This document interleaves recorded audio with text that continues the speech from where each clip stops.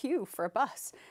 You get run over by Americans trying to pile onto a bus back home. I remember the first time I went to a supermarket here, I took a glance at the cashier's name tag, young gentleman, and when he was done helping me, I said, "Thanks, Peter." And he was mortified. His eyes opened and he turned red, and I quickly realized that I wouldn't be doing that again. I went on the tube and I just started talking to random people and saying, how's the day, how's the weather? And they're all saying, we're next to the nutter, we're sitting next to the nutter. You don't talk to people on the tube. My accent is still the same, but when I get very excited about things, I'll say something like, "That's brilliant," and I would have never done that years ago. It's been teaching me how to be a lady. And I really do not like her swearing, but I just got to accept that's what Americans do. I don't like her getting tattoos, but that's what Americans do, and she has her tattoos, but it's discreet on her shoulder. It's actually quite nice. I think I've now accepted that fish fingers and beans on toast are acceptable, dinner options that I like to indulge in myself. British hot desserts are the best in the world. Custard, sticky toffee pudding, treacle, what's there not to love? I'm sorry, I can't get my head around custard and your sponge puddings, and yeah, your puddings are not our puddings. We have pie, we have ice cream, we have cookies and cake. She makes a cake for pudding. That's afternoon tea. It's not, it's pudding. I have a list of my top 20 favorite Britishisms I think I've written, different words. Jog on, livers in a twist, definitely. Keep your hair on. Yeah, everything's going pear-shaped. I mean, that's fabulous. I have found myself explaining directions, just go straight down this road, and I get a call from Isha half an hour later saying it's not a straight road. In my LA head, I'm thinking main road means about 10 lanes, and then I get to some of these roads and it's a single lane, so I'm thinking I'm lost. I didn't understand how the monarchy worked. I didn't understand, you guys have a prime minister, and I thought, isn't the prime minister like a king? And you're like, no, and then your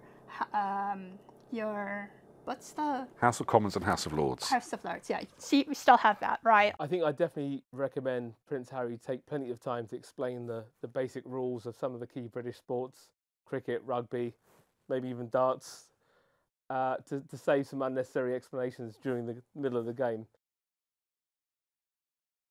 I think all mother-in-laws like to be treated like a queen, and I think a little bit of royal treatment never hurts. We're not afraid to be loud about it and express our opinions and, thump the dinner table and, really get things across. And I do not find that with your in-laws at all. One of the first questions that Dad asked me was, well, how you doing? How was your journey? And it was like, well, how are your pensions doing?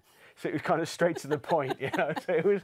I actually didn't like America or Americans until I met Dana. So what's actually been best for me is I actually got a circle of American friends, and some of them are very nice people.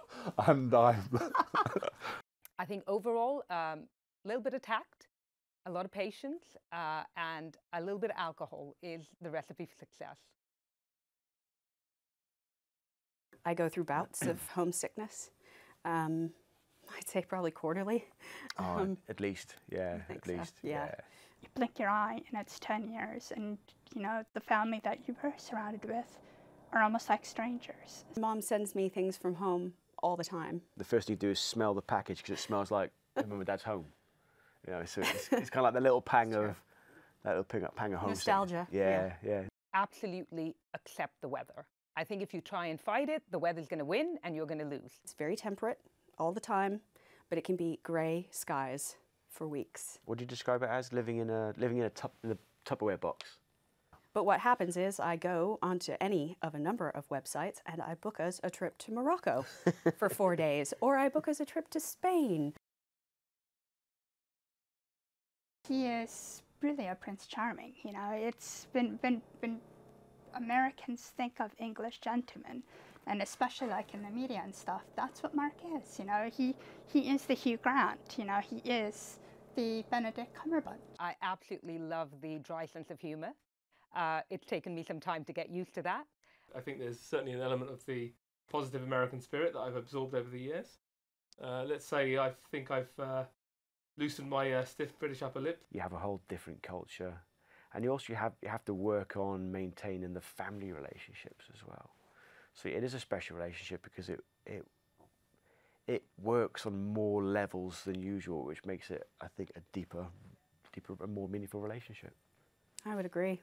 I would say, I think you have to work harder at it because you're coming from different cultural backgrounds. But I think what you get in return is just wonderful. But you can't get good Tex-Mex over here. No, I can't. And we talk about that. We talk about that a lot as well. Yeah, exactly. Yeah, exactly. Still looking for the best Mexican food restaurant in the UK. Exactly.